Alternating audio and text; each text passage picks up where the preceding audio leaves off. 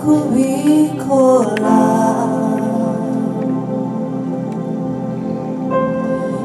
icyo nzi nuko iyo utegetse biratungana hari ukuntu bikora iyo utegetse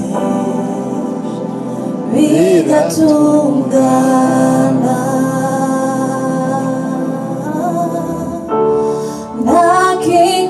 ntakikunanira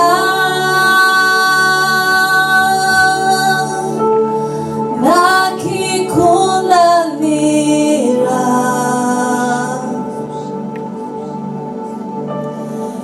icyo nzi nuko iyo utegetse biratungana hari ukuntu bikora iyo utegetse biratungana twese hamwe n'amajwi yacu sinzi uko bigenza sinzi uko bigenza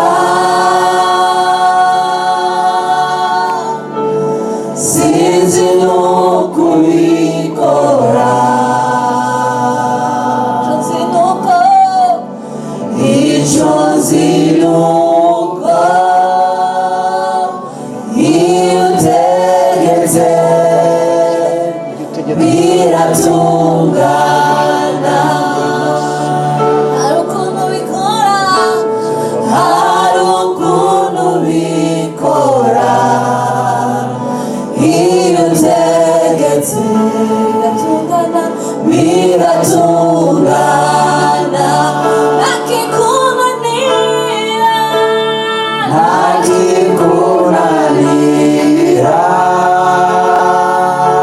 haleluya ntakikunanira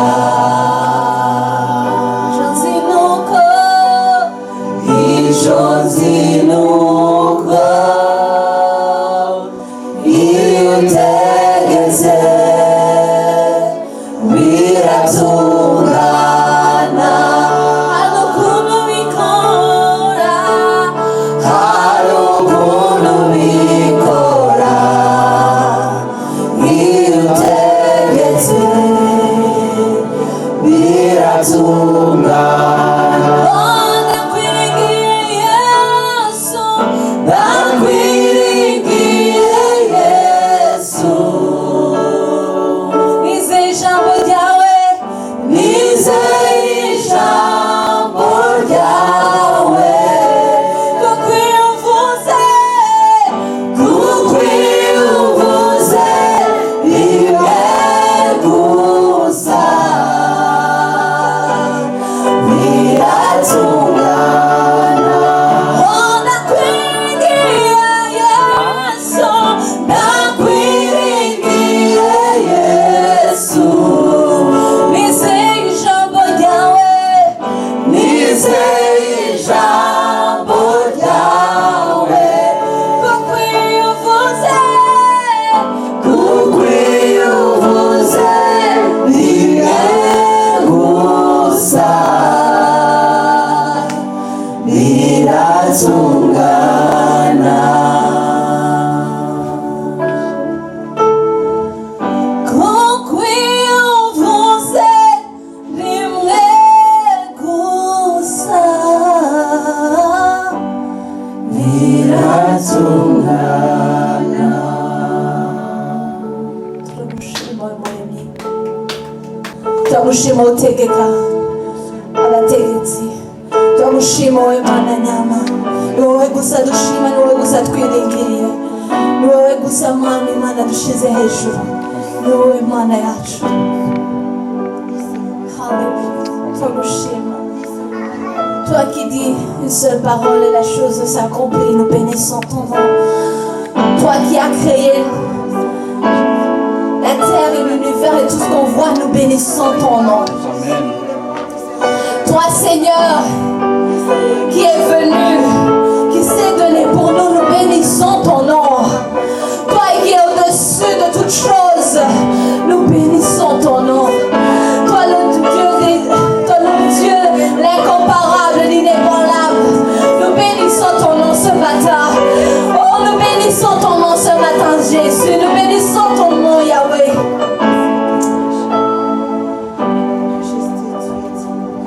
Imana nyamana,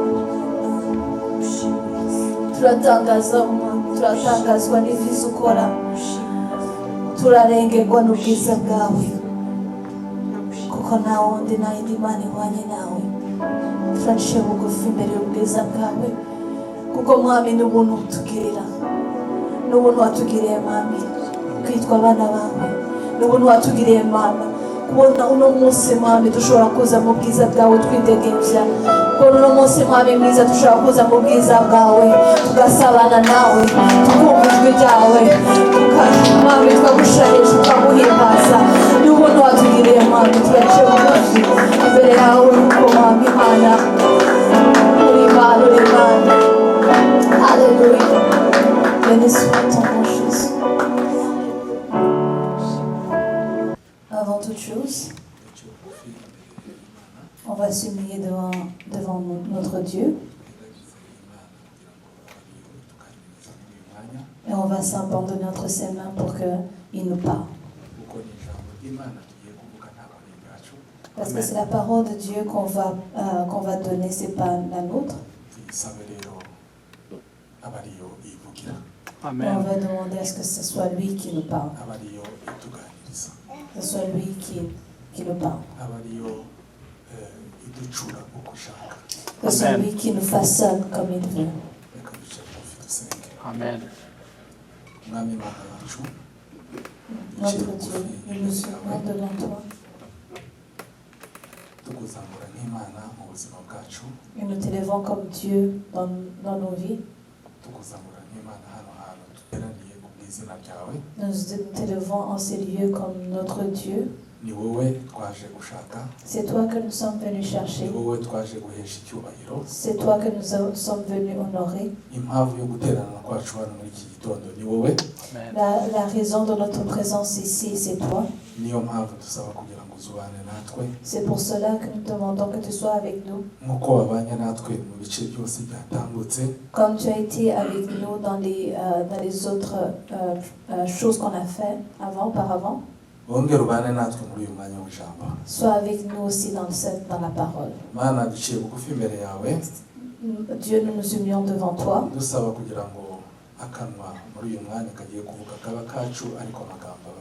Et nous demandons que la langue soit la nôtre, mais que les paroles soient les tiennes. Nous nous humilions devant toi pour que tu sois élevé.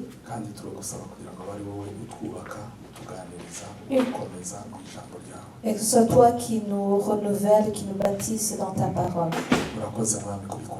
Merci Seigneur parce que tu vas le faire. C'est dans le nom puissant de Jésus que nous prions. Amen. Amen. Que Jésus soit loué. Que Jésus soit loué. Nous sommes contents d'être dans la maison de Dieu ce matin. Alors si on est dans la joie, poussons des cris de joie.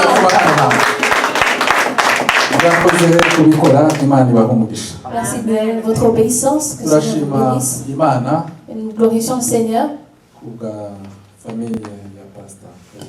pour la famille de Pasteur Kaijuka. Parce qu'ils nous ont pensé à nous.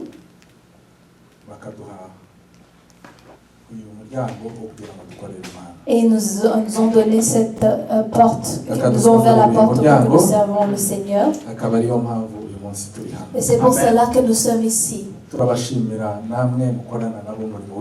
Et nous vous remercions, vous tous qui travaillez avec eux dans l'œuvre de Dieu, parce que vous avez trouvé bon qu'aujourd'hui on soit avec vous et qu'on partage la parole de Dieu.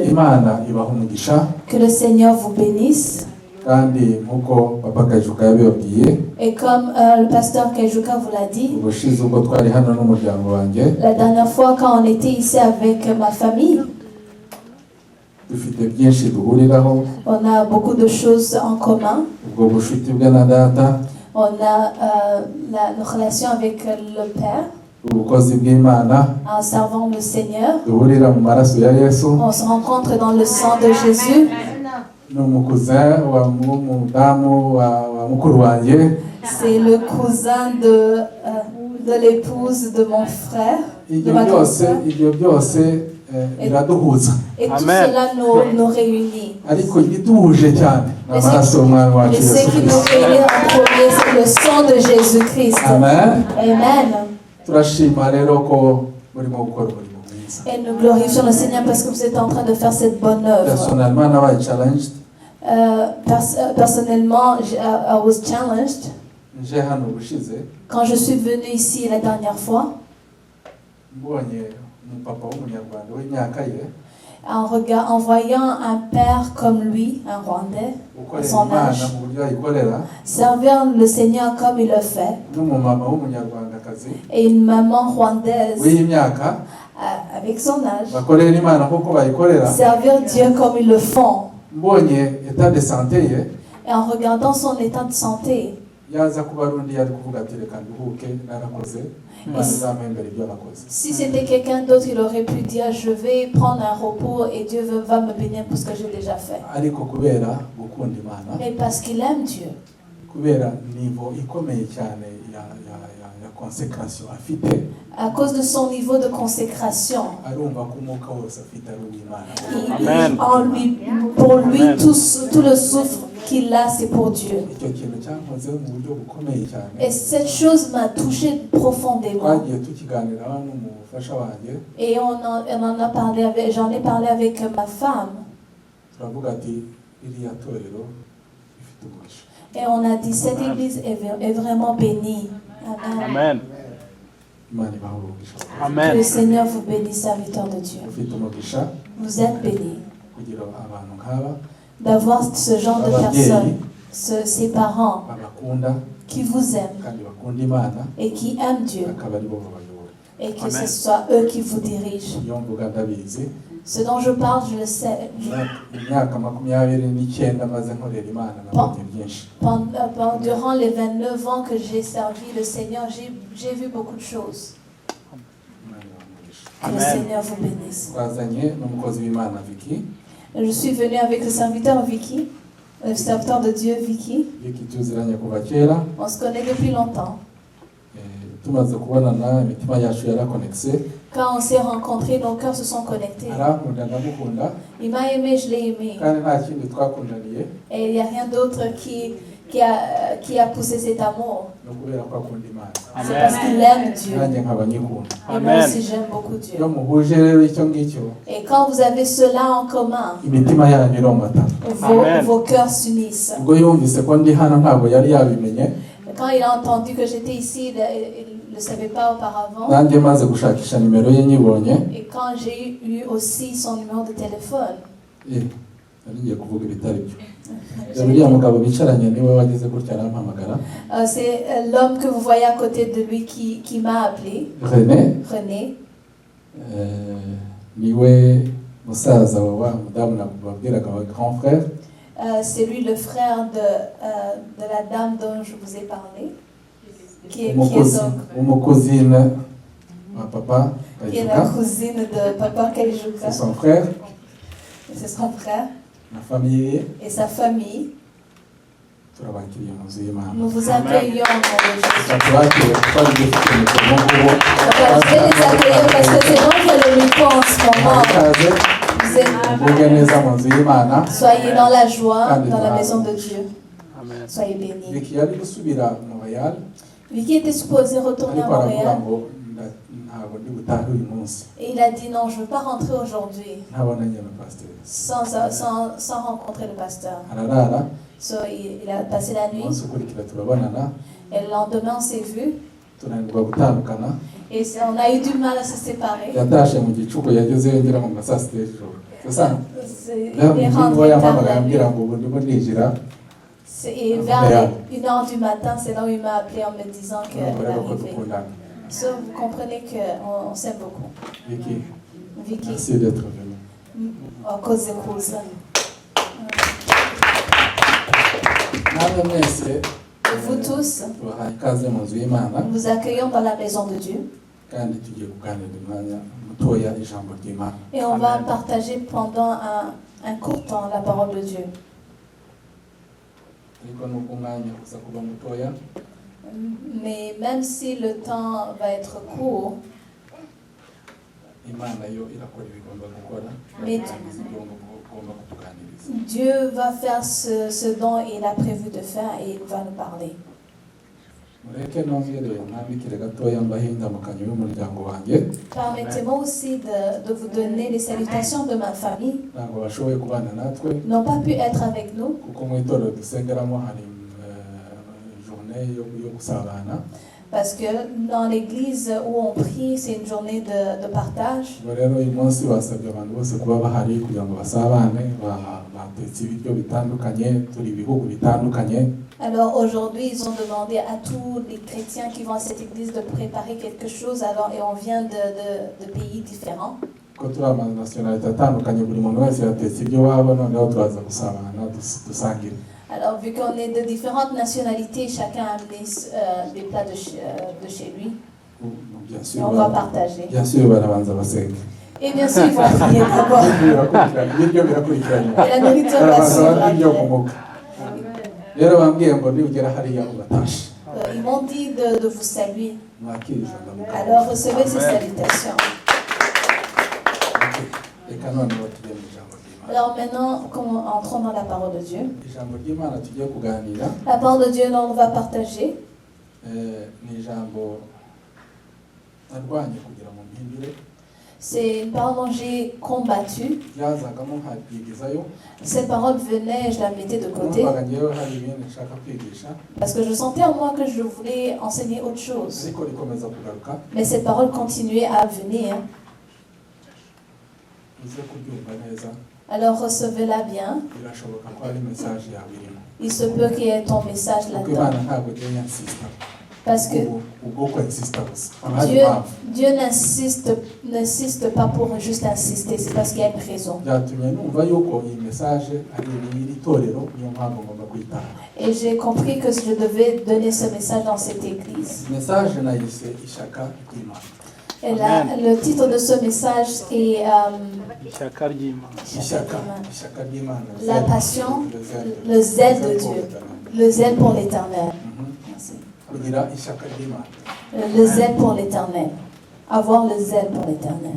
Turasoma umurongo w'Abaroma, igice cy'Abaroma, mu Baroma, igice cya 12, umurongo wa 11. On va lire dans le livre de Romains 12.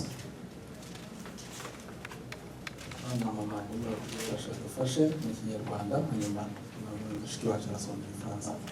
On va lire dans Romains 12 et notre sœur Colette va nous aider en kinyarwanda et je vais lire en français. Verset Verset 11. Verset 12, 11. Romains chapitre 12, verset 11. basoma mu izina rya Yesu iby'umwete ntimube ibyangwe muhirimbane mu mitima mukorere umwami wacu amen.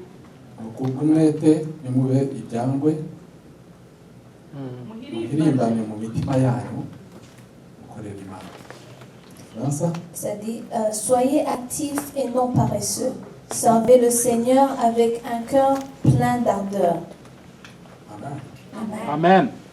Mu zindi version ni presque kimwe bagenda basobanura kugira ngo birushirizeho kumvikana, ariko muri Lusego baravuga ngo ayez du zèle et non de la paresse. Soyez fervents d'esprit, servez le Seigneur. Amen. Amen. Iyi mirongo ni mirongo intumwa y'Imana Paulo yandikiye itorero ry'Abaroma. Ces versets, ce sont des versets que Paul a écrits pour l'église de Rome. Nk'uko mubizi, intumwa Paulo yagiye ifungura amatorero menshi Et comme vous savez, Paul a ouvert beaucoup d'églises, hirya no hino. par-ci par-là. Yakundaga rero kuyahugura. Et il aimait les corriger. guhugura c'est exhorter. exhorter. Noneho aho yabaga adashoboye kugera akabandikira. Et là où ils ne pouvaient pas aller, il leur écrivait des lettres. Iki gitabo cy'abaroma rero kigizwe n'inyandiko n'ibindi nk'abakorinto n'abandi bigizwe n'inyandiko Pawulo yagendaga yandikira ayo matorero ayahugura. Alors ce livre de Romains, ça fait partie des autres lettres que Paul écrivait aux églises pour les exhorter. Kandi mu mpuguro ye yashingiraga ku bibazo agenda abona ibibazo Imana yamuganirije cyangwa se ibyo yarebesheje amaso bishobora kuba bihari akeneye ko bagira uburyo bitwaramo. Ukuvuga ngo yashoboraga guhugura, yashoboraga gucyaha iyo byabaga byabaye ngombwa, yashoboraga gukebura, yashoboraga ndetse no gutanga umurongo ngenderwaho. Et dans ces lettres, il regardait ce qui se passait dans ces églises ou bien ce dont le Seigneur lui parlait ou lui révélait. Et dans ces lettres, il les exhortait, les corrigeait même quand il fallait. Rero hano arandikira iri torero aribwira ngo ku by'umwete nimukabe ibyangwa. Et alors, dans ce verset, il leur disait d'être actifs et non paresseux. Ngo muhirimbane mu mitima yanyu. Et servez avec ardeur dans vos cœurs. Hanyuma ukorera Imana. Et servez Dieu. Hano twakwibaza ati ese ishaka niki? Ishaka ry'Imana niki? Alors, ici, on peut se demander, mais le zèle pour le Seigneur, c'est quoi?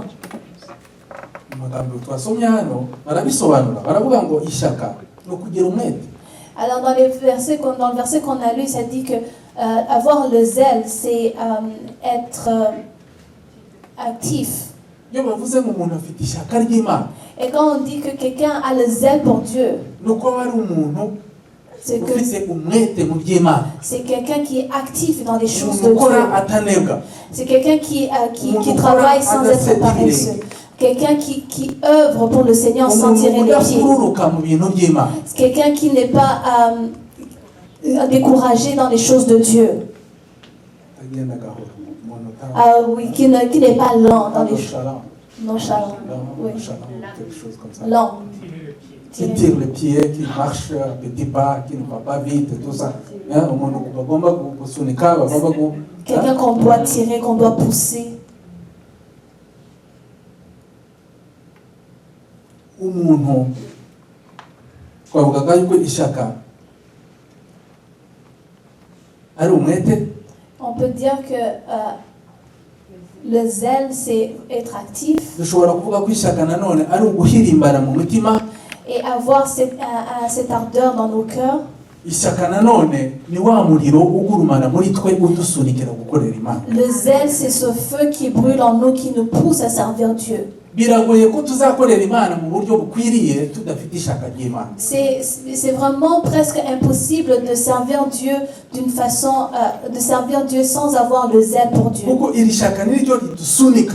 Parce que le zèle nous pousse. Iri shaka niryo ritubuza amahoro. C'est le zèle qui nous empêche d'avoir la Nturebe paix. ibintu bipfa ngo wigaramire. Et voir des choses en train de mourir et rester les bras croisés. Abantu bose bakoreye Imana mu buryo budasanzwe bari abantu bambaye ishaka ry'Imana. Tous ceux qui ont servi le Seigneur d'une façon spéciale avaient cette zèle pour le Kandi Seigneur. basunikwaga n'ishaka ry'Imana. Et ils étaient poussés par le zèle pour Dieu. Kandi iyo turebeye muri Bibiliya abantu bose bashoboye gukora ibintu bidasanzwe babikorana n'Imana n'abantu babaga bagurumanamo mu mitima yabo n'ishaka ry'Imana. Et quand on regarde tous ces hommes et femmes qui ont servi le Seigneur, le zèle brûlait en eux. Dushobora kuvuga liste nyinshi y'abakozi b'Imana. On peut avoir une longue liste de serviteurs de Namwe Dieu. murabazi. Et vous les connaissez Ba aussi. Dawidi David, wagiye ku rugamba agasanga barimo baratuka ubwoko bw'Imana. qui est allé sur le champ de bataille et a trouvé les Philistins en train d'insulter le peuple de Ntabwo Dieu. yari umusirikare, Il n'était pas un soldat, nta training yari yaragiyemo, il n'avait pas eu de formation. icyo yari azi cyari ukuragira. Et tout ce dont il savait, c'était être un berger. Nibyo yari yarakoze. C'est tout ce qu'il avait fait jusqu'à ce moment-là. ntabwo yari yaratoranijwe mu ishuri ry'igisirikare, yari akiri mutoya. Il n'avait pas été à l'école, il n'avait pas été formé parce qu'il était encore petit. ariko ageze aho ubwoko bw'Imana busuzugurwa, Mais quand il est arrivé sur le champ de bataille et qu'il a trouvé le ntabwo peuple de Dieu yashoboye kubyakira mu insulté, mutima we il ne pouvait pas l'accepter dans son ngo cœur aceceke abireberere. et laisser les choses aller. abona umufilisitiya yishyira hejuru, En voyant un Philistin en train de agatuka s'élever ubwoko et bw'Imana, insulter le peuple de agasuzugura Dieu, Imana yabo, insulter leur Dieu, yarabaririje. il a demandé. aravuga ati umuntu uzakubita uyu mufilisitiya bazamugenza gute? La personne qui va combattre ce Philistin, qu'est-ce qu'il va recevoir? bakuru be baragenda ati turakuzi, Et ses grands frères lui ont dit, mais on ufite te umutima connaît. wishyira hejuru. Tu as un cœur qui est rempli ubwo d'orgueil. watangiye kubaririza aya makuru, Parce que juste le fait que tu commences à poser ces questions, ugiye kwishora mu bintu bitari ibyawe. tu vas entrer dans des choses qui ne ese intama t'appartiennent za pas. data yamuhaye kuragira Où sont les vaches et wazisigiye nde kugira ngo uze hano? le bétail de notre Père? Où est-ce qu'ils sont? turakuzi, nta kindi cyakuzanye hano ni ukureba urugamba. On te connaît, tu es venu par curiosité. ishyaka ry'uyu mwana w'umusore Alors le zèle de ce ntabwo jeune homme, ryatumye areberera ibintu bipfa. le zèle qu'il avait en lui ne lui a pas permis de laisser les umuntu choses ufite aller. ishyaka ry'Imana ntareberera ibintu ngo bipfe. Celui qui a le zèle de Dieu dans son cœur ne peut pas laisser les choses barebe ngo mourir bino birareba uriya ntabwo bindeba. et dire oh non, ça regarde telle personne, reka ça ne me mubwire regarde iby'Imana pas. byose birakureba. Laisse-moi te dire Amen. que toute chose de Dieu sur toi. Tu as là, tu te condamnes ou tu te concerne. Merci. nta specialisation tugira mu Mana, wowe uragenda ugahagarara gusa Imana ikagukorera. Tu n'as pas besoin de spécialisation en quoi que ce soit. Tu te tiens debout, tu laisses Dieu agir en toi. iyo Imana ibonye umunyeshyaka, Imana iramukoresha. Quand Dieu, quelqu'un qui est animé par le zèle, il l'utilise. ntabwo Imana ikeneye abaspecialiste mu murimo w'Imana. Dieu n'a pas besoin de spécialistes dans son œuvre. iyo uhagaze hano imbere yanyu nta teoloji negeze niga, Moi qui me tiens devant vous, je n'ai pas été au cours de théologie. kandi ntabwo mvuga ko kubyiga ari bibi. Et je ne dis pas qu'apprendre ces cours c'est mauvais. maze imyaka 29 nkorera Imana, Ça fait 29 ans que je sers l'Éternel. kandi ntabwo nayikorera mu buryo bworoshye kuko nize teoloji. Et je ne l'ai pas servi de façon facile parce que j'ai eu les cours de théologie. parce que je n'ai pas eu. Parce que je n'ai pas eu le cours de théologie. iyo uza gutegereza ngo nzabanze njya kwiga teoloji, Si j'aurais dû attendre que j'aille à l'école et apprendre ce cours, wenda ntabwo nari kubasha gukora ibyo nakoze, hari imyaka nari gutakaza. peut-être j'aurais perdu du temps. ariko nabaye disponible. Mais I was available. Imana ikora n'abari disponible. Dieu utilise ceux qui sont Imana disponibles. ikoresha abantu bafite ishyaka. Dieu utilise ceux qui ont le zèle pour lui. ese ishyaka rituruka hehe? D'où vient le zèle? ishyaka rituruka mu mutima ukunda Imana. Le zèle vient du cœur qui aime Dieu. uko ukunda Imana La façon dont tu aimes ni nako Dieu, uzambara ishyaka mu by'Imana, c'est de la même manière que tu vas porter le zèle pour kandi lui. iryo shyaka ntabwo rizagukundira ngo wicare gusa ureberera Et ibintu ce bipfa. zèle ne va pas te permettre de t'asseoir et regarder les choses passer. Tu vas te lever n'imbaraga nkeya zawe ufite, dans le peu de force que ubwire tu Imana as ati Imana ndaje, et tu diras Dieu me voici na bikeya nshoboye, dans le peu que je na peux, bikeya nzi, dans le peu que je n'intege nke connais, zanjye, et dans ma maze faiblesse. Imana igukomeze, Et Dieu va Imana te igukoreshe, fortifier et Dieu va Imana t'utiliser ikora imirimo yayo biciye muri wowe. et Dieu va faire son œuvre au Kuko travers Imana de toi. ikunda gukoresha ibinyentege nkeya Parce kugira ngo que- icishe bugufi ibinyembaraga. Parce que Amen. Dieu aime utiliser les faibles pour confondre les forts. Yesu ashimwe. Amen. Amen. nukunda Imana gakeya uzagira ishyaka rikeya kandi uzakora bikeya. Si tu aimes, si ton amour pour Dieu est petit, tu auras peu de zèle et tu vas faire peu dans son œuvre. akazi ka mbere nakoze mu murimo w'Imana, Le premier travail que j'ai fait dans l'œuvre de Dieu, narakijijwe, quand je me suis converti, abandi mbona barimo barakorera Imana. et j'ai vu les autres en train de bari servir Dieu. barakijijwe mbere yanjye, Ils ont reçu Dieu avant moi. abari bazi Bibiliya Ceux qui connaissaient la Bible bagerageza kukwigisha Bibiliya, essayaient d'enseigner la Bible. abari bazi gusenga barasengaga, Et ceux qui savaient prier, priaient. abari bazi imirimo itandukanye mu murimo mu nzu y'Imana barayikoraga. Et ceux qui connaissaient différentes œuvres dans yewe la maison niho de nari Dieu. ngikizwa. kubatizwa le faisais. Et moi, je venais juste de recevoir le Seigneur. Et je ne savais rien. nta bibiliya nzi Je ne connaissais pas la Bible. ibyo gusenga ari uguhatiriza Et prier, je m'efforçais. ariko mfite umutima ukunze imana Et j'avais le cœur qui aimait Dieu kandi ushaka gukorera imana et qui voulait servir Dieu. bicara nibaza ati Et je me ko suis abandi bakorera imana ngewe ndakora Et iki j'ai dit, mais les autres sont en train de servir Dieu, qu'est-ce que je fais? nisuzumye nsanga ntacyo nzi gukora cyo mu nzu y'imana En me regardant moi-même, je me suis rendu compte que je ne savais rien. hanyuma muri ngewe Alors en moi, nibaza ati ese ni iki nzi gukora je me suis demandé qu'est-ce que je sais, qu'est-ce que je peux niki faire? nakora mu nzu y'imana kidasaba spesiyalite Qu'est-ce que je peux faire dans la maison de Dieu qui ne demande pas une spécialité? niki nakora kitasaba kubanza kumenya ibibi byose abandi bazi Qu'est-ce que je peux faire qui ne me demande pas que j'ai à connaître toutes les choses que les autres ese savent? niki kirimo gupfa nakora Qu'est-ce nkoresheje amaboko yanjye n'ubwenge bwanjye qui est en train de mourir que je peux faire? maze kwitegereza Et quand j'ai regardé, nsanga ahantu dusengera nta suku ihari je me suis rendu compte que là où on priait, il n'y avait pas de kandi propreté. nta muntu ubyitayeho Et je me suis rendu compte que personne ne tirait attention à cela. ndavuga ati aha Et j'ai dit, ah, akazi kanjye nakabona voici mon travail. utegereje ko pasiteri azakubwira ngo ngwino uhagarare hano ukore iki ngiki Est-ce que tu attends que le pasteur vienne te voir et te dire, viens et fais ceci? pole kwako Oh, sorry for you. uracyafite urugendo Tu as encore un long chemin. mu mana twihangira imirimo Dans le Seigneur, on se donne du travail. dufite amaso areba On a des yeux qui dufite regardent. amatwi yumva On a des oreilles qui dufite entendent. ubwenge bukoreshwa n'umwuka w'imana On a l'intelligence qui est dushobora kureba ibikenewe On peut regarder ce qui manque tukipozisiona aho hantu et on se positionne dans kandi cet tukaba endroit dukoreye imana et on sert Dieu.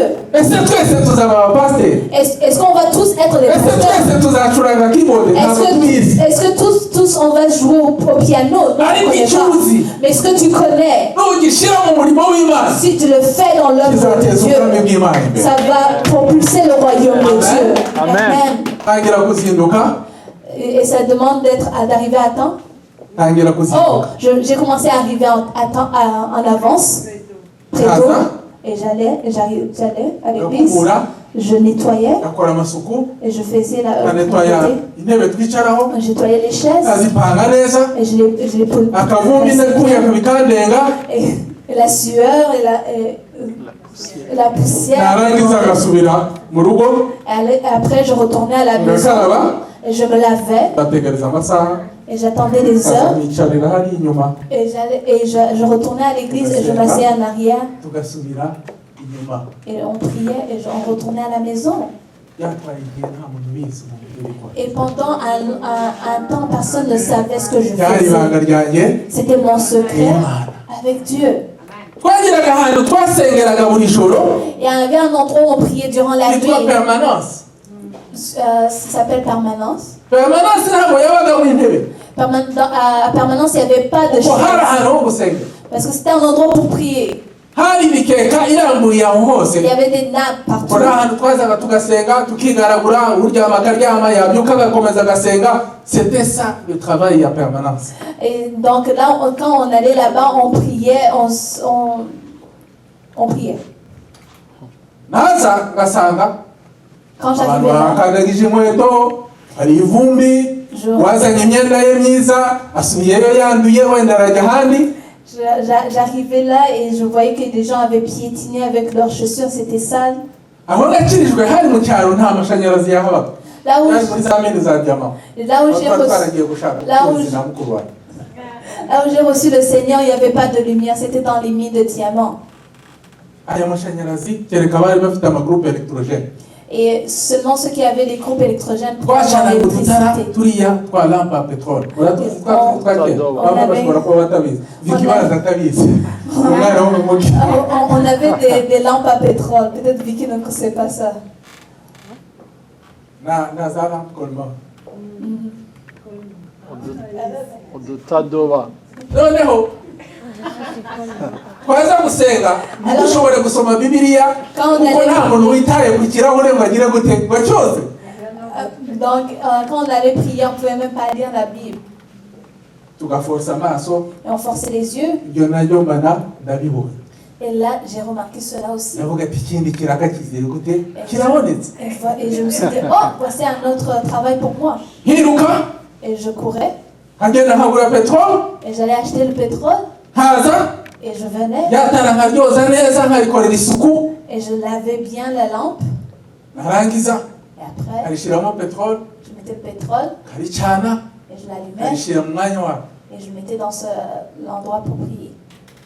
ibyo nabyo Et ça nabikoze aussi, igihe kirekire j'ai fait cela Ahantu pendant ngura, un moment. ya mikeka yose Et je nettoyais tous les nappes. bakaza bagasengera ahantu heza Et ils venaient et priaient à un ibyo endroit bintu propre. nabikoze igihe kirekire nta muntu uzi umuntu ujya ubikora kugeza igihe nafashwe Et personne ne savait qui le faisait jusqu'à ce que j'ai été pris. bahita bamenya ati Pierre niwe ujya ukora bino bintu Et ils ont dit, oh, Pierre, c'est lui qui fait ces œuvres. baba barabindekeye noneho Alors, ils m'ont laissé continuer. naba ntabonetse wenda Et quand je n'étais pas bitakorwa disponible, bakampamagara ati Pierre hari ibintu bikureba hano et il m'appelait et disait, Pierre, il y a quelque chose qui te concerne ici. utegereje ko pasiteri akubwira ngo ukora iki Est-ce que tu attends vraiment que le pasteur te dise, fais ceci? Est-ce que tu n'as pas des yeux? ubona ibipfa Est-ce que tu ne vois pas ce qui manque? n'icyo uzi gukora mu buzima Qu'est-ce que tu sais faire dans la vie? uzi gucomeka izi nsinga amajwi agasohoka Est-ce que tu sais comment plugger ces câbles et que les voix sortent? ubimbajije Si tu me demandes, ntabyo nzi ntabwo nageze mbyiyeteresaho je ne connais pas, ça ne m'a jamais intéressé. ese ubikoze waba urimo gukorera imana Est-ce que quand tu le fais, est-ce que tu es en train de servir Dieu? waba ufite akamaro mu nzu y'imana Est-ce que tu aurais de l'importance dans la maison de Dieu?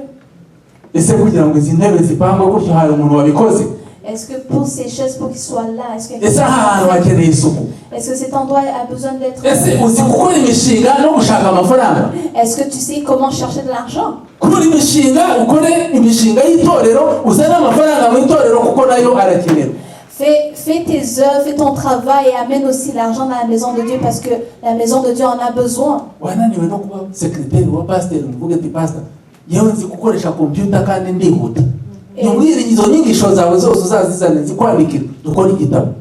Est-ce que tu as déjà pensé à être secrétaire pour le pasteur et dire, pasteur, je peux écrire tous ces serments que tu donnes? Est-ce que cela a été impossible pour toi? ufite ijwi ryiza Tu as une belle voix bakarinda kukwinginga et tu as une belle voix et on doit vraiment insister. tukabura abantu baririmba Et il y a plein de gens pour chanter et tu es là. maze gukora ibyo bintu Et quand j'ai fait toutes ces choses, imana yo yabonye ko nkeneye kuyikorera Dieu a vu que je voulais réellement le servir. mu gihe gitoya Dans le petit temps, bya bindi naburaga byo mu mwuka imana yatangiye kubizana ce que je manquais spirituellement, Dieu a commencé à me imana donner. yatangiye kuzana abakozi b'imana uje wese aturiye mwana n'umukozi w'imana mumurinde neza azakora ibi n'ibi n'ibi n'ibi n'ibi n'ibi. Et Dieu a envoyé ses serviteurs et prophétisé sur moi, disant, ce jeune homme va être un serviteur de Dieu, protégez-le. ubutumwa C'est comme ça que j'ai commencé à donner la parole de Dieu. gitoya Et abo petit à petit, twakirijwe hamwe batagize ishyaka et ceux avec qui on a commencé dans le Seigneur, qui manquaient le zèle, je commençais aussi à leur apprendre bakavuga la ati parole. uriya muntu twaratangiranye Et ils disaient, mais cet homme, on a commencé uriya ensemble. muntu twakirijwe rimwe Mais cet homme, on a commencé, Non, on a les deux reçu le rabattez, Seigneur ensemble. dore twebwe aho turi Mais voici là où Et on est rendu cyadutandukanije ni iki et là où on est. Qu'est-ce qui a fait la différence? ishyaka ry'imana C'est le zèle pour Dieu. ni urukundo twakunze imana C'est l'amour qu'on a pour Dieu. Qui n'était pas uwakunze zèle. cyane Celui qui a aimé plus. aritanga cyane Celui qui aime plus warakunze donne plus. gakeya Celui qui aime peu yitanga gakeya donne peu. hari igipimo rero cyo kureba urukundo rwawe So, il y a vraiment, on a vraiment une façon de mesurer notre amour pour Dieu. iyo tukureba uburyo ukorera imana bishobora kumenya ukunda imana. Quand on regarde comment tu sers Dieu, on peut reconnaître combien tu aimes Dieu. umukozi w'imana cyangwa umwana w'imana udafite ishyaka mu mutima we ry'imana L'enfant de Dieu qui n'a pas le zèle pour Dieu dans son cœur ameze nka wa mugaragu mubi est comme le mauvais serviteur tubona muri matayo 25 qu'on voit dans Matthieu 25, umurongo wa 14 kugera kuri 30 du verset 13 14 kugera kuri verset 30 14 jusqu'à 30. uyu shebuja yamusigiye itaranto yo gucuruza. Ce serviteur, le maître lui a donné un talent à Arangije vendre. ajya kuyitaba. Il a pris ce talent, il l'a mis, il Kugeza l'a igihe enfoui, shebuja azagarukira l'a enterré ngo jusqu'au jour où yamusubize kuko le maître yayimuhaye. est revenu et lui donner comme il l'a donné. Reka twifashishe iyi mirongo ya Bibiliya maze twige ku nyigisho zacu z'uyu munsi turimo kwiga. Appuyons-nous sur ces versets de la Ni Bible. illustration nziza y'ibintu ndimo gushaka kubabwira. C'est une bonne illustration de ce que je suis en train d'essayer de vous Bongere communiquer. badusomere Donc, Matayo 25 umurongo wa 14 kugera kuri 30. je vais demander qu'on lit encore dans Matthieu 25, verset 14 jusqu'au verset 30.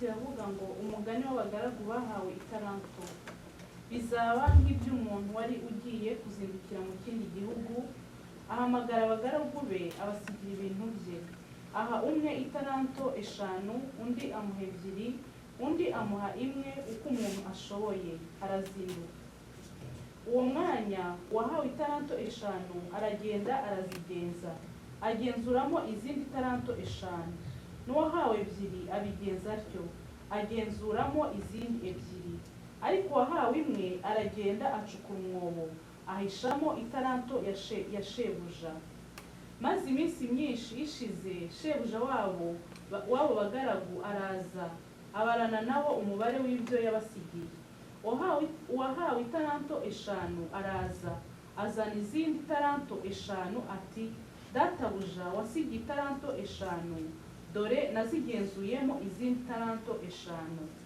shebuja aramubwira ati nuko umugaragu mwiza ukiranuka wakiranutse mu bike nzakwegurira byinshi injira mu munezero wa shobuja n'uwahawe itaranto 2 araza aravuga ati databuja wasigiye itaranto 2 dore nazigenzuyemo izindi 2 shebuja aramubwira ati nuko umugaragu mwiza ukiranuka wakiranutse mu bike nzakwegurira byinshi injira mu munezero wa shobuja n'uwahawe 1 araza aravuga ati databuja nari nzi ko uri umunyamwaga ko usarura aho utabibye ko uhunika ibyo utagosoye ndatinya ndagenda hisha itaranto yawe mu butaka dore ngiyo ibyawe urabifite ariko shebuja aramusubiza ati wa mugaragu mubi we wa munyabute we ko wari uzi ko sarura aho ntabibye nkunika ibyo ntagosoye itaranto yawe ntiwari ukwiriye kuyiha abagenza nanjye naza ukampa iyanjye n'inyungu yayo nuko nimuyimwake muyihe ufite itaranto 10 kuko ufite wese azahabwa akarushirizwaho ariko udafite azakwa n'icyo yari afite n'uyu mugaragu ntacyo amaze mumujugunye mu mwijima hanze niho bazaririra bagahekenyera amenyo amen. Amen. Reka wenda kubera impamvu z'umwanya ko gusoma mu Gifaransa. Pour sauver le temps, on va pas lire en français. Hanyuma arasobanura. Elle va traduire. Hano turabona inkuru yavuzwe na Yesu. Ici, on voit une histoire qui a été partagée par Jésus. Umugani Yesu yakundaga gutanga imigani kugira ngo asobanure ibyo ashaka kwigisha. Et vous savez que Jésus racontait des histoires ou bien des proverbes pour illustrer ce qu'il voulait enseigner. Ubundi umuntu mwigisha mwiza Un bon maître, un bon enseignant atanga ingero. donne des exemples Kugira ngo ibyo yigisha byinjire neza kandi bisobanuke. pour que ce qu'il est en train d'enseigner puisse bien rentrer. Kandi kugira ngo abantu babyumve neza atanga ingero z'ubuzima busanzwe. Et pour aider les gens à mieux comprendre, il donne des exemples de la vie de tous les jours. Kuko nibyo abantu bashikira neza. Parce que c'est ça que les gens sont capables de comprendre. Atanga ingero z'ubuzima bwa buri munsi. Il donne des exemples de la vie de tous les jours. Kugira ngo abantu bashobore kubishikira kandi bumve icyo ashaka kuvuga. Pour que les gens puissent recevoir et comprendre ce qu'il est en train d'enseigner. Yesu yashaka gukangurira abantu Alors Jésus voulait réveiller les gens gukora ibyo data abatuma gukora. à faire ce que Dieu les envoie à faire. Ko batarangazwa n'iby'isi Pour qu'ils ne soient pas distraits par les choses de ce monde. bakazageza igihe Et pour arriver à un temps kugaruka kwe kuza où batarakoze inshingano zabo. il revient sans avoir accompli leur devoir. Uribwa ko haruguru yaho yari amaze gutanga umugani w'aba bakobwa 10 batanu b'abanyabwenge na batanu b'abapfapfa.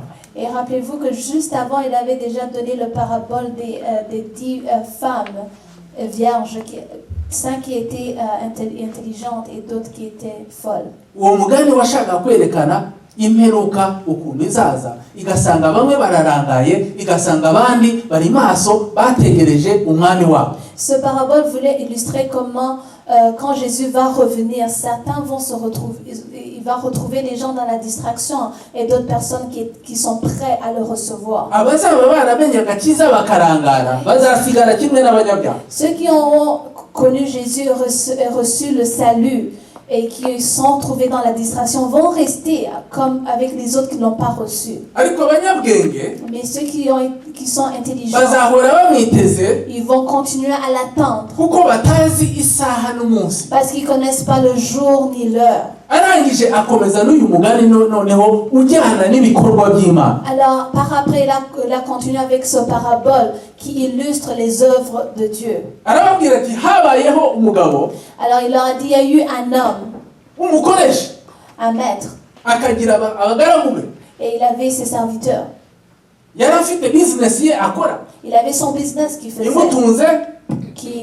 faisait vivre, qui le faisait prospérer et qui lui amenait des intérêts. Alors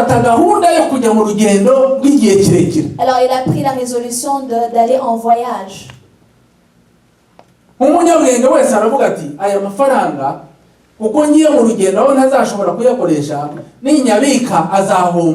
Alors comme tout homme sensé, il s'est dit, cet argent, si je le garde ici, ça va perdre de la valeur.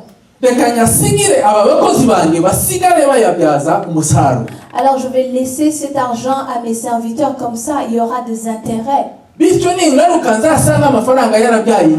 Comme ça quand je reviendrai, je vais retrouver mon argent avec des intérêts. Voici comment un bon vendeur fait. Voici comment un homme sensé fait. Il ne laisse pas l'argent pourrir juste là. Parce que quand l'argent ne travaille pas, c'est en train de perdre mais quand l'argent travaille, ça amène de l'intérêt, des intérêts. Alors il avait 3 serviteurs. So, il a appelé le premier, il lui a donné 5 talents. Alors il a appelé le deuxième, il lui a donné 2 talents. Alors et le troisième lui a donné un seul talent.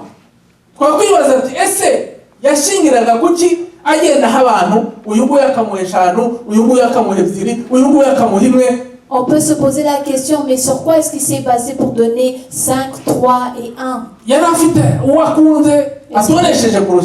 Est-ce qu'il avait des favoris? Non.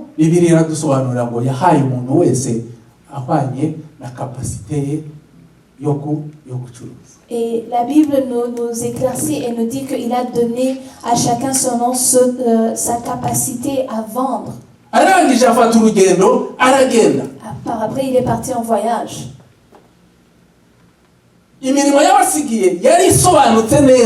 L'œuvre qu'il leur a laissée, c'était clair.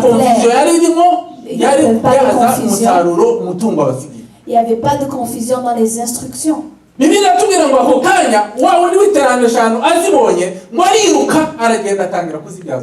Alors la Bible nous dit que celui qui a reçu 5, il est sorti en courant, il a commencé à faire travailler les 5 talents qu'il a reçus. Et par après, il a eu 5 talents de plus. Et celui qui en avait 2, il a eu le zèle, il a commencé à vendre, il a eu des intérêts. Et il a eu le double. Mais celui qui a reçu un seul talent était paresseux. Et il a pris le talent qu'il a reçu, il a fait un trou, il a enterré. Comme ça il ne va pas le perdre et il va éviter d'avoir des problèmes avec son maître. Après un temps, le maître est revenu. Quand il est revenu, il les a appelés. viens me rendre des comptes. muze mumbwire uko mwabigenje. Venez me dire ce que vous avez Ese fait. mwasigaye mukora gute? Qu'est-ce que vous avez fait? Ese ibyo nabatumye gukora mwarabikoze? Est-ce que ce que je vous ai demandé de Posez faire, mon est-ce que vous rapport. l'avez fait? Venez me donner un rapport. Uwa mbere aza yemye Le premier est venu yari azi ko yakoze ibyo shebuja yamubwiye gukora. à l'aise parce qu'il savait qu'il avait fait ce que le Très maître fier. lui a dit. Il vient Très très fier. fier. Araza Il est atanga venu. raporo ye Il a donné son rapport. tête haute uko bavuga Fier. mu Faransa. Amureba mu maso Il le regardait dans les yeux. aramubwira ati databuja Il a dit, Maître, burya ubwo wadusize comme tu nous as laissés, nahise niruka quand tu nous as laissés, je suis sorti en n'ingoga courant. ndacuruza Et rapidement, j'ai vendu. none dore kuri za taranto zawe eshanu Alors, pour les 5 talents dore que tu m'as izindi eshanu donnés, nungutse. voici 5 autres que j'ai eu. shebuja aramureba arishima cyane Et le maître lui a regardé, il était dans la joie. aravuga ati nuko nuko Il a dit, c'est bien, wabaye umwizerwa muri tu bikeya as été fidèle dans le peu. nzakongera ibindi byinshi Je vais te donner encore plus. ngwino winjire mu bwami bwawe. Viens, rentre dans ma joie. uwa kabiri nawe araza Le deuxième est venu nawe yishimye dans la joie. kuko yari yakoze inshingano ze Parce qu'il avait fait son kandi yasujije neza et il avait bien accompli son œuvre. nawe atanga raporo ye. Il a donné son rapport. databuja Maître, ubwo wadusiga quand tu nous as laissés, narirutse nanjye mbyaza umusaruro j'ai couru Voici rapidement. les Tu m'as laissé 2, none dore izindi ebyiri et en voici 2 autres. nawe abwirwa amagambo nka ya wa wundi wa mbere Et le maître lui a donné les nuko mêmes paroles comme le umugaragu premier. mwiza Bien, tu as bien fait, bon serviteur. wabaye umwizerwa muri bikeya Tu as été fidèle dans le peu. nzakwizera nguhe byinshi kurushaho Je vais te donner encore plus. ngwino mu munezero wa shobuja. Rentre dans la joie de ton uwa maître. gatatu Le troisième nawe araza est venu. birumvikana ko atashoboraga kureba shebuja mu maso Bien sûr, il ne pouvait pas regarder le maître dans les yeux. n'ikimwaro cyinshi Avec la honte, n'isoni nyinshi avec la honte. umutwe wubitse uzi nawe iyo wakoze amakosa ukuntu bijya Vous bigenda savez, quand vous avez commis une faute, comment on se tient. afite reproche mu mutima we Et il se reprochait dans ko son cœur atabashije gukora ibyo bamusabye parce qu'il n'avait pas été capable de faire ce qu'on lui avait demandé de faire. aho kugira ngo ace bugufi Alors, au lieu de s'humilier, atangira kurega shebuja. il a commencé à réprimander son maître. databuja nari nzi ko uri umunyamwaka Maître, je sais que tu es un homme dur. tu es un homme dur Je sais que tu es un homme dur. You're a hard man. usarura aho utabibye Tu récoltes là où tu n'as pas semé. ugahunika ibyo utagosoye Et tu amasses amasses que tu n'as pas. Oui. ndangije ngira ubwoba Alors j'ai eu la peur. birumvikana ko ari ubwoba bwo gutakaza ibya shebuja On peut comprendre que c'est la peur de perdre ngo ce nagenda que ncukura le maître. umwobo ndangije nkaba taranto yawe Alors j'ai fait un trou et j'ai mis Non, ton mais- talent dedans. uragarutse Et maintenant tu dore reviens. fata ibyawe Maintenant tiens ce qui maze t'appartient. dukiranuke tugire amahoro Comme ça on va se Ese, séparer ni par amahoro? la paix. Est-ce que il y reka a la babaze paix? ni amahoro Pensez-vous qu'il y avait la paix? ni amahoro se ni ibibazo yahombeje shebuja none aravuga ngo subira n'ibyawe Bête. Et maintenant il dit reprends tes choses. ntabwo ari amahoro S'il n'y a pas la paix. shebuja aramubwira ati wa mugaragu mubi we Il a dit mauvais serviteur kandi w'umunebwe et paresseux. reka ngucire urubanza bijyanye n'amagambo yaturutse mu kanwa kawe Je vais te juger selon les paroles qui sont sorties de ta bouche. reka twemeze ko ndi umunyamwaka Ok, soyons d'accord que je suis un homme dur. twemeze yuko ibyo wavuze ari ukuri Et acceptons que ce que tu as dit est la vérité. nkunda inyungu Que j'aime l'intérêt. tugendere kuri iyo bazi noneho turebe niba uri umunyakuri cyangwa se uri umunyamafuti.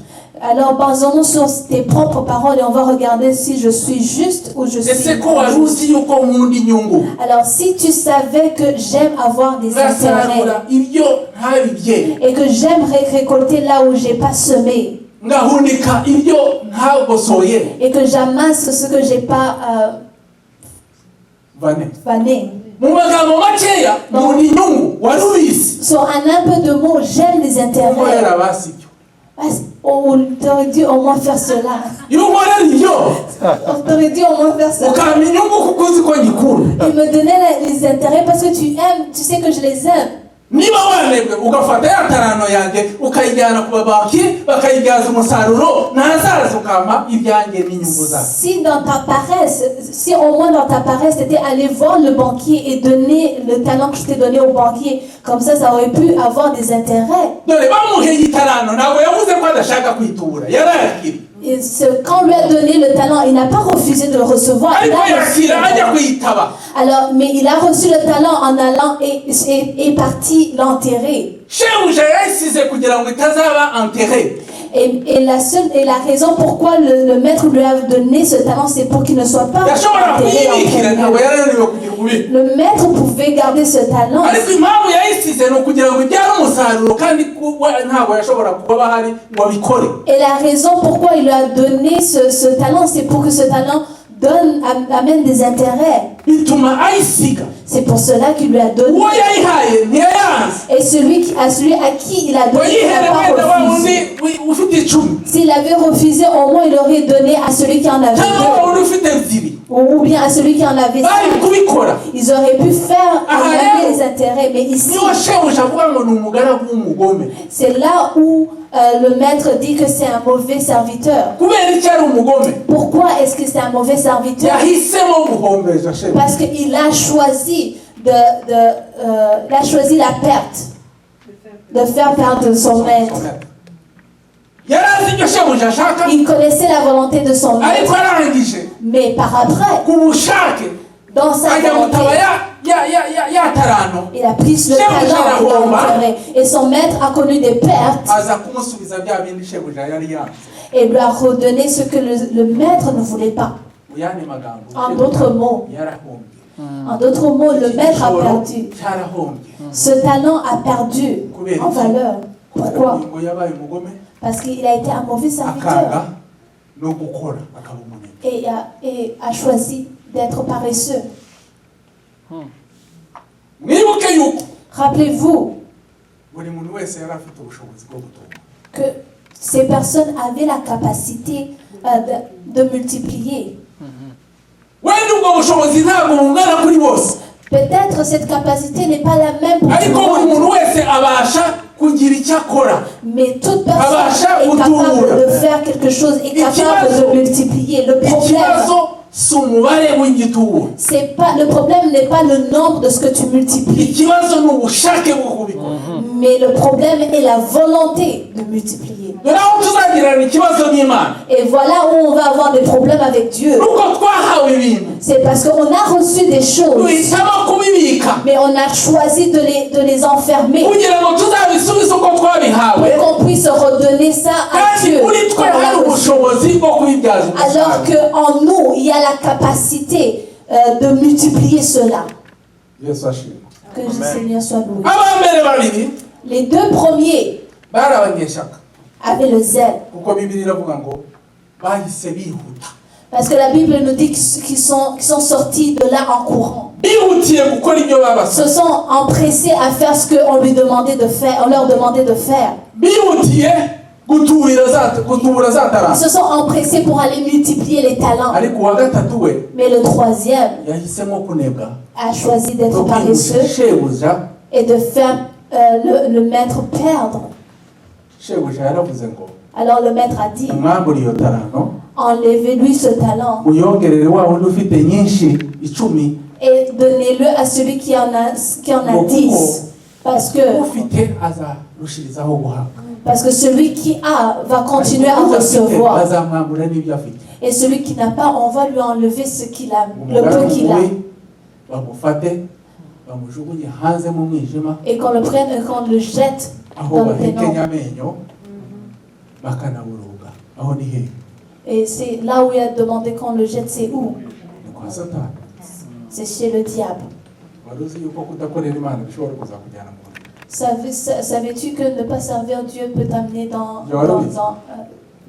peut t'amener en affaires? Est-ce que tu le savais? wari ubizi? Est-ce que tu le savais? ubana n'abavandimwe badakijijwe Tu vis avec des gens qui ne connaissent pas Dieu, ariko ntabwo ushobora kubabwira ko imana ari nziza. Mais tu n'es même Et pas si capable Maria de leur vous dit dire yes. que Dieu est bon. Est-ce que Dieu a été bon envers toi? ubasiga mu nzu Tu les laisses dans la biryamye maison, ku cyumweru ils sont dans leur lit yewe dimanche, nta n'ubwo babwira ngo bakwangire et tu ne leur demandes même pas pour qu'ils ahubwo wamaze refusent. kubacira urubanza Mais tu as déjà, tu les abangaba as ni déjà jugés. abapagani Oh, ces gens abangaba qui sont des ntabwo païens. bakizwa Ils vont pas Baje recevoir gusenga. des chrétiens. Ils peuvent pas muri venir à make tu les l'église. as déjà condamnés So tu les as déjà condamnés. You already judged them. twese iyo tutaza kugira abantu baduhata S'il n'y avait pas quelqu'un qui nous poussait dans nos vies, tuba turi hano aujourd'hui on ne serait pas iyo ici. tutaza kugira abantu badusengera Si on n'avait pas eu quelqu'un qui prie pour nous, mukuru wanjye mon grand usanga aho frère, hantu twacuruzaga diamant quand je lui suis allée le rejoindre là où on vendait des yari diamants, yaramaze gukizwa il était yewe déjà ntarakiza sauvé, mais moi je n'étais pas encore. amaze kumenya ubwiza bw'agakiza Quand il a reconnu la valeur dans du salut, nta jambo yashoboraga kumbwira kuko ntari umukatolike à 120%. parce qu'il n'y avait pas de parole pour m'aider, parce que j'étais un catholique à 100%. yari idini rya gakondo ry'abadatara bahamama tumva ko De père en fils, rizima je croyais que c'était ça la vie. nta magambo yashoboraga kumpindura ntabwo yashoboraga kunyemeza Et il y avait aucune parole qui pouvait me dire pour me persuader. cyane cyane ko no mu bijyanye no mu myitwarire Et surtout yewe numvaga naragerageje kumurusha parce que quand ça revient au caractère niko et twibwira comment. ko twagerageje kandi buriya imana niyo itugira ngo turi Parce que je pensais que j'étais bon, j'avais un bon caractère, mais c'est Dieu. uzi uko twavugaga C'est comment on se parlait. buriya hari mukuru wanjye wundi witabye imana Il y a un autre de mes frères qui est mort. twajyaga tumushotora tuvugira ku ruhande byose atatwumva Et on discutait à uriya côté. amakosa ye yabaye menshi On disait, lui, il a commis beaucoup de fautes. none Alors, arashaka il veut kunezeza muzehe plaire aux vieux. niyo mpamvu yagiye muri biriya C'est pour ça qu'il est allé dans ces histoires. yari yaramenye ukuri Mais il avait connu la ntabwo vérité. yaterera iyo yamaze amezi abiri ataryama mu rugo Il a passé 2 mois ajya sans dormir kurara à la muri iyo maison. permanence asengera kugira ngo ngizwe Il dormait dans cette à permanence, muri priant bwa pour bwenge moi. bw'isi nye nkibwira yuko hari ahandi yagiye hari umugore yinjiye cyangwa isi Et moi, dans mon intelligence qui était limitée, je pensais qu'il était avec une autre femme. kuki atarara hano kuva Avec une femme. nahagera Mais pourquoi est-ce qu'il ne dort pas ici? naho umuntu arakoboka amavi asenga Mais il était en train de prier pour moi.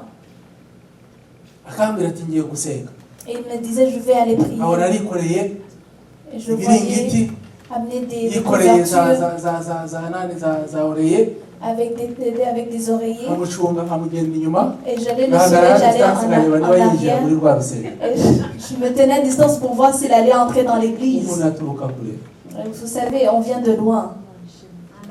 mu gitondo cya kare nkabyuka nkajya kwicara ahantu ndebe urusengero ndebe niba ariho bari buturuka Et kuko le lendemain ari matin, konvenki neza ko hari ahantu ajya ajya kurara akambeshya ko agiye gusenga le lendemain matin, j'allais voir s'il allait réellement sortir de l'église parce que j'étais convaincue. najya kubona nkabona umuntu muremure kuko ni muremure Alors, je voyais quelqu'un sortir de grande taille parce que kandi akabyanga kari kagufi nkabona arihinahina asohoka na bya biringiti bye hiruka nkamutanga mu rugo akaza kunsanga nicaye naho ndimo ndamwishyura il se pliait pour sortir de l'église et moi je courais pour rentrer à la maison avant lui. nyuma y'amezi abiri mbona ibyo Alors après 2 mois, yarambwiye De ati ça. igiterane ku rusengero ngwino m'a dit, tugende il y a une conférence à l'église, viens avec nari moi. maze kwemezwa yuko ibyo akora biri authentique ndamukurikira Et uwo là- munsi niho nakije Et à ce moment-là, j'étais déjà convaincue que ce qu'il faisait était authentique. Et ce jour-là, j'ai reçu le Seigneur. ntabwo nibwira ko nakijijwe kubera ijambo batanze uwo munsi Je ne me dis pas que j'ai reçu le Seigneur parce que nakijijwe kubera ubuhamya nari maze kumubonana ko ibyo akora ari bizima j'ai été sauvée à cause de son témoignage parce que j'avais reconnu que ce qu'il faisait était la nabonaga vérité. impinduka J'avais vu le nkabona changement. urukundo nkabona ukuntu yitanga Je voyais nkavuga comment il ati se umuntu donnait. ntiyakora ibi bintu byose Et je disais, il n'y a personne qui peut faire. ntiyakora ibi bintu byose La personne que je connais ne peut pas faire ces choses nta gakiza karimo sans qu'il y ait le salut en lui. ndagenda ndakizwa Alors je suis allée, j'ai reçu le salut. ushobora kubikora Tu peux le faire. tugeze mu rwanda Quand on est arrivé hari au abantu Rwanda, twahuraga nabo il y a des gens qu'on rencontrait. twabwirije Kinshasa bakadutuka Il y a des gens qu'on a bakatwirukana mu mazu rencontrés yabo à Kinshasa, on leur prêchait la parole, mais ils nous chassaient. bakatwirukana mu mazu yabo Ils nous chassaient de leur maison bakatubwira ati mwabaye ibipfayongo et ils nous insultaient. umuntu w'umunyarwanda agenda yasamye mu muhanda ngo arimo aravuga ubutumwa Quel genre de Rwandais va dans la rue en train de aba banyarwanda prêcher? ubona barirataga kera Vous savez, les Rwandais étaient... ati ibyo bintu ni ibiki mwandukanye Les Rwandais ils étaient orgueilleux. abana b'imfura bagira ngo imfura ni ukuba mu byaha iyo bahirikaga amakaziye ya byeri ntabwo babara gupfura na za wisiki amakarito aba mu mazu batarama buri mugoroba bagahirika icupa rya wisiki bagahirika irindi ariko muzi abantu twatakaje kubera za sirozi de foi. Savez-vous combien de personnes on a perdu à cause des cirrhoses? kubera amayoga menshi À cause de la... abahanga abadogiteri bakomeye Il y avait des docteurs qui essayaient de les soigner. Non, des docteurs qu'on a perdus. inzoga zikabica Et l'alcool les a tués. ariko ntibabe bakumva agakiza Mais ils n'arrivaient pas à saisir le salut. bakabyita ibintu by'abanyekongo Et ils appelaient ça des choses des Congolais. ariko abashoboye kurokoka Ceux qui ont pu être sauvés. pasita Ils revenaient. Et ils disaient, mais pasteur, mais il fallait insiste wagombaga gukomeza ugashyiraho umwete mwinshi kiriya gihe nubwo numva nari kuinsista warumvaga Mais urashaka no je leur kunyica disais, mais je ne pouvais pas insister, tu voulais me tuer. yewe wabuze no kujya mu mavi ukore jeune ya buri cyumweru usengera umuryango Est-ce que ça a été impossible pour toi de jeûner au moins pour usengera ta famille, umuturanyi pour prier pour ton voisin? reka mbabwire ikintu Imana yakoresheje kandi nishimira Laisse-moi vous partager ce que Dieu a fait au travers de ubundi moi. umuryango wanjye uri mu gakiza wose Maintenant, toute ma famille est dans le Seigneur. mukuru wanjye niwe wabanje gukiza Mon grand frère était le premier qui était sauvé. J'ai suivi. maze gukurikira Par après, nabonye ibyo mukuru wanjye yankoreye ngira umutwaro mwinshi parce que j'avais vu ce que mon grand frère a fait, j'ai eu le fardeau. fata buri munsi wo kuwa gatanu nkiriza Alors je prenais chaque vendredi et je jeûnais kubera umuryango wanjye pour ma famille. nabikoze imyaka myinshi cyane Et j'ai fait cela pendant des années. Mais à chaque fois que je le faisais, abazimu bakarakara bakabanwaya cyane mu byaha le diable n'était pas content, il les noyait encore plus fort dans le péché, kugira ngo ace intege juste pour me décourager. nanze gucika intege Mais je refusais d'être découragé. nariyirije kugeza igihe mfumagurika ibihaha J'ai jeûné jusqu'à ce que j'avais des trous dans les poumons, perforés. Oui. urabona akayungirizo niko ibihaha byanjye byari bimeze kubera kutarya nageze kumara imyaka irenga 2 ntarya J'ai fait presque 2 ans sans manger. naza no kurya bikananira Et quand j'essayais de manger, je n'y arrivais pas. ariko Imana Mais Dieu yarangiritse m'a gardé. muri Imana irinda n'ibigoryi by'ibyaha Et vous savez, Dieu garde aussi ses insensés. nari ikigoryi J'étais un insensé, nta bwenge sans raison. nakijijwe ntawe uturera twebwe twarakizwaga mu gihe cyacu bagaterera iyo ukabaho cyangwa ugapfa À notre époque, quand on était sauvés, on n'avait personne pour nous guider. ibi byo kutwinginga batwiruka inyuma batwigisha ijambo ry'Imana batwinga baratereraga washaka ukabaho cyangwa ugapfa. À cette époque-là, quand tu étais sauvé, il n'y avait pas de pasteur après toi. Tu vivais ou tu mourais. umuntu rero agashaka Imana ku giti cye Alors tu cherchais Dieu. byose twabyigiye ku birenge by'Imana Et de tout ce qu'on connaît, on l'a appris au pied de notre Dieu. Imana igiye kumpa Et quand wose mu gakiza Dieu a sauvé toute ma famille. nyuma yo kuboneka kwinshi ibintu mvuga ntabwo ari amakabya nkuru y'abavuga butumwa ngiye ntabwo nyankabya inkuru. Vous savez, quand je vous raconte ces histoires, je n'essaie pas d'exagérer. Docteur Muyombano me connaît parce que c'est lui qui m'a soigné. Il est à Kigali, demandez-le. J'allais chez le médecin et j'avais des poumons perforés.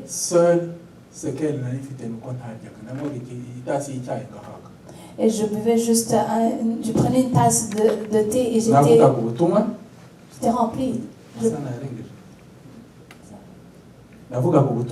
Et je donnais la parole. Non, précisez comme ça dans sa petite chagrin. 5, 10 5. navugaga ubutumwa Et je donnais la parole naragendaga et je marchais. ntabwo nigeze ndwara ngo njye mu bitaro J'ai été malade pour aller dans l'hôpital. J'avais même pas de rhume. banjyanye kwa muganga Tu babona sais. aje yanjye n'imirire yanjye bitajyana Parce qu'on m'a amené à l'hôpital parce qu'ils voyaient qu'il y avait quelque chose qui manquait.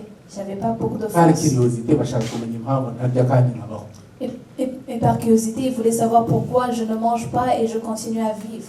Dr Muyomba aranyandikira ibizami Et Dr Muyomba m'a nkoze donné ibizami des examens. muganga arahamuka Et quand j'ai fait mes itesi de examens, segmentation yari muri za 300 na hafi 400 le docteur était étonné. arangije anyandikira examen ya radiographie Il m'a prescrit un examen de ngiye guca muri radiographie. radiographie Quand je suis passée par radiographie, c'est là qu'ils se sont rendus compte que mes poumons étaient Dr perforés. Muyomba yatinye kumva ibizami yandikira grand frère ibaruwa mu ibanga ndagenda nimugoroba mbona imodoka zirimo ziracicikana mu rugo ntazi igihe ari uza wese Pierre uraho akandeba nk'umuntu wavuye w'ibisi uraho umeze neza nameze neza ubone se ko meze neza ariko se mufite ikihe kibazo mwese muza mumbaza ngo meze neza umeze neza. Toute la famille s'est réunie, tout le monde me demandait mais qu'est-ce qui se passe, tu vas bien? Et Dieu des fois il confond la médecine. Ils m'ont dit mais tu es prêt, tu es mort vivant.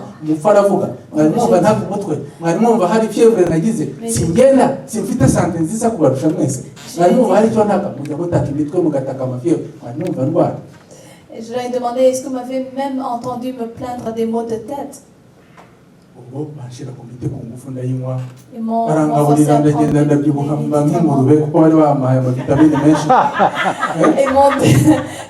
prendre j'ai grossi parce qu'ils m'ont donné beaucoup de vitamines et m'ont empêché de jeûner. Ils m'ont empêché de jeûner. Et je m'allongeais. Je m'arrangeais. Je me levais tôt le matin. Et je priais parce que j'avais des gardes.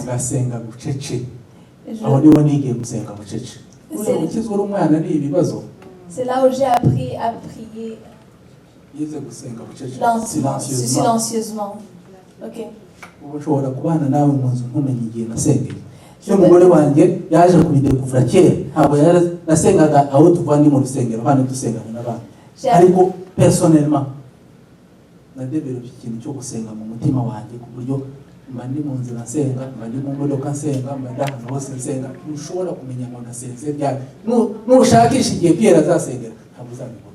Et pendant ces moments, j'ai appris à prier silencieusement et tu peux jamais savoir quand est-ce que je prie. Et pendant les veillées, et je priais dans la noirceur pour qu'ils ne voient pas la lumière. Et c'est pendant ces moments-là que je priais et je continuais à prier pour pouvoir maintenir le cap. Les meilleures expériences et mes meilleures expériences avec Dieu, ce sont ces moments que j'ai eus pendant ces moments de prière. Pendant ces moments de prière où les gens pensaient que je verrais. Si on est revêtu du zèle pour Dieu, on va être capable de changer le monde. Et le problème que l'Église a aujourd'hui, c'est parce qu'on n'a pas de valeur. Les gens n'ont plus le zèle pour Dieu. Les gens ne se rencontrent plus. Les gens ne prient plus. Les gens ont mis leurs intérêts en avant. Ils ont, maintenant les gens ont le temps d'aller dans les shifts et de travailler, mais le temps pour Dieu, il n'y en a pas. Oui, aller dans les shifts, c'est nécessaire pour vivre. Mais aussi, on ne va pas te poser la question combien de shifts tu as fait. Combien d'argent tu as eu. Laisse-moi vous dire que le diable ne nous distrait pas.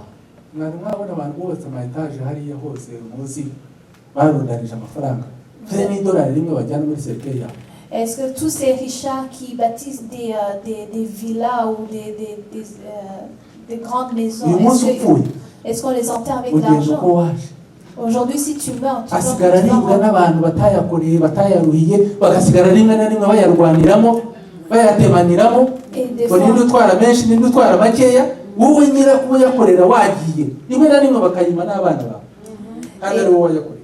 et des fois même tes enfants n'ont pas accès à cet héritage alors ikintu que c'est pour kimwe eux gusa que tu as travaillé. kidukurikira imbere y'Imana Mais une seule chose nous ni imirimo vient myiza vers nous twakoze au ciel, c'est les bonnes œuvres qu'on a fait Imana les bonnes œuvres qu'on a fait bagenzi bacu pour Dieu et pour nos frères et sœurs.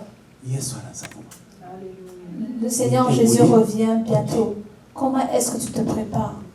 witeguye gutanga excuses zingana muto Combien d'excuses tu es prêt à donner? uzavuga ko akazi k'Imana kari kagoye Tu vas dire que l'œuvre de Dieu était difficile?